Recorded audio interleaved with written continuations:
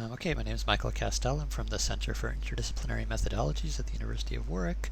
The name of this talk is Multilingual Transformers, Linguistic Relativity for the 21st Century.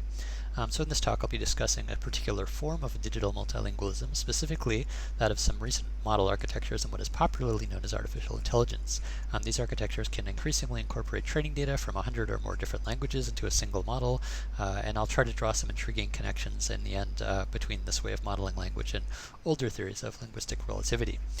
So around 5 years ago, it became increasingly apparent in the field of natural language processing, or NLP, that they were about to get steamrolled by a multi-layered neural network approach known as deep learning that had been recently highly successful in computer vision. This has basically come to pass, and NLP conferences are today dominated by these deep neural network architectures. This rapid development is illustrated here by the progress over the last few years in Google's machine translation engine, here illustrated by the performance on translating 100 different languages to English as measured by a specific translation quality metric, and you can see that there's a big jump in the last year, which I'll be talking a little bit about. So what is deep learning exactly? I've come to see it as a sort of ensemble of epistemes, some of which had been previously been in opposition to one another. So from behaviorism to cognitivism to connectionism to structuralism, and they're all kind of wrapped up in the methodology of machine learning. One of the architectures that kicked off the use of neural networks in NLP was the so-called sequence-to-sequence architecture, which takes word embeddings or word vectors as one at a time, spits out a single vector representing the entire sentence, here is labeled context, and then decodes that sentence one word at a time.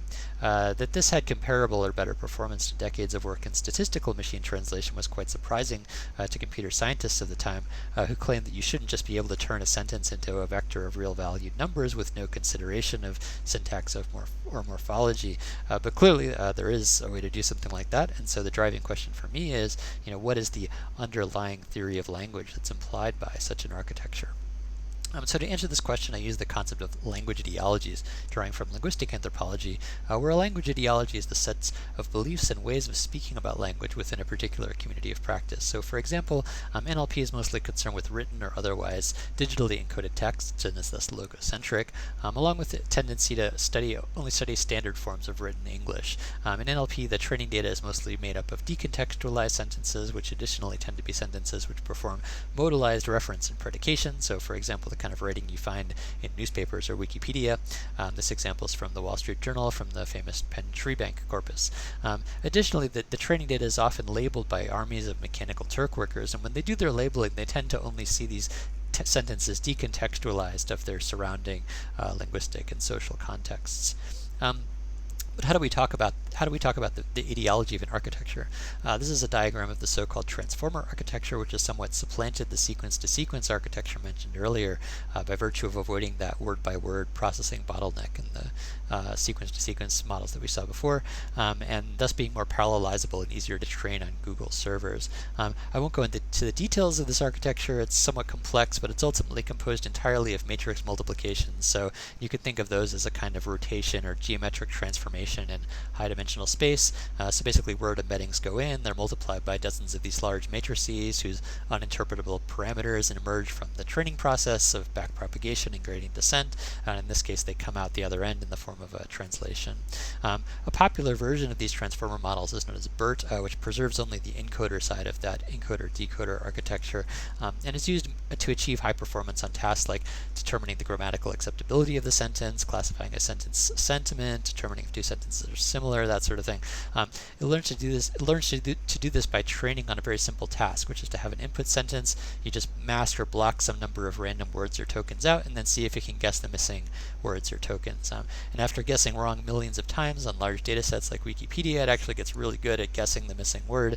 And with 345 million parameters, it can do as good or better than humans on these somewhat restricted tasks.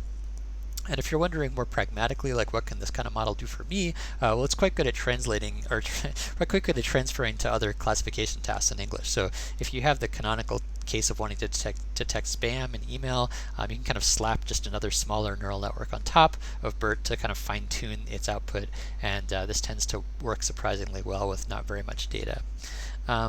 Now, interestingly, the authors of the original BERT paper also just tried training it on the top 100 Wikipedias instead of just English English Wikipedia to create multilingual BERT. This is a bit insane in that they wound up devising a single shared vocabulary of tokens that can take any sentence from these 100 different languages and break them down into those tokens and just train BERT normally. So if you actually look at the tokens in multilingual BERT, you can sort of see that you have 120,000 tokens, and some of which are whole words, some of which are just suffixes, and they're all from different languages, and they're all just blended together. If we move from classifiers to machine translation, there are similar multilingual transformer models of machine translation, specifically this M4 architecture, which is more or less what's running Google Translate these days.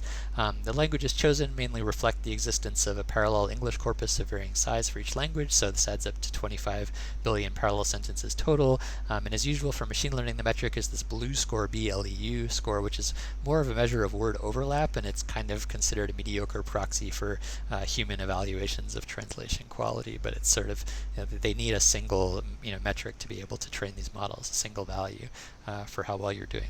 But the results are pretty fascinating. So if the models are large enough and trained on enough sentence pairs, the performance of this translation, again as measured by the BLEU metric, eventually improves for all languages, better than if it were just using bilingual data.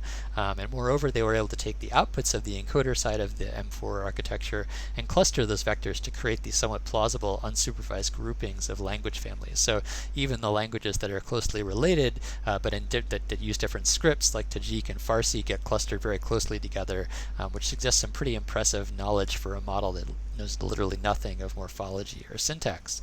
And so because of this, if you go back and look at anthropological theories of language, such as those of Sapir, which preceded both Bloomfield's emphasis on morphology and Chomsky's emphasis on syntax, you find that he conceives of translations as quote-unquote psychologically parallel to passing from one geometrical system of reference to another. This phrasing highlights the fact that anthropologists like Boas, Sapir, and Whorf were actually like physics and engineering nerds originally, and so linguistic relativity for them was meant in reference to Einstein's special relativity, that it had this geometric kind of interpretation. We can see that Sapir would think of the utterance of a simple thought like "I had a good breakfast this morning" as something quote-unquote symbolically rendered in the grooves of habitual expression. So he sees it as a kind of like a roller coaster rails of obligatory grammatical rules, in which a dynamo powerful enough to run an elevator were used to operate a doorbell, which is kind of a feeling that one has when translating simple sentences using a model with hundreds of millions of parameters. And these parallels suggest that the linguistic relativity of 100 years ago may have unexpected purchase on the linguistic relativity of today. All right, that's it. Thank you.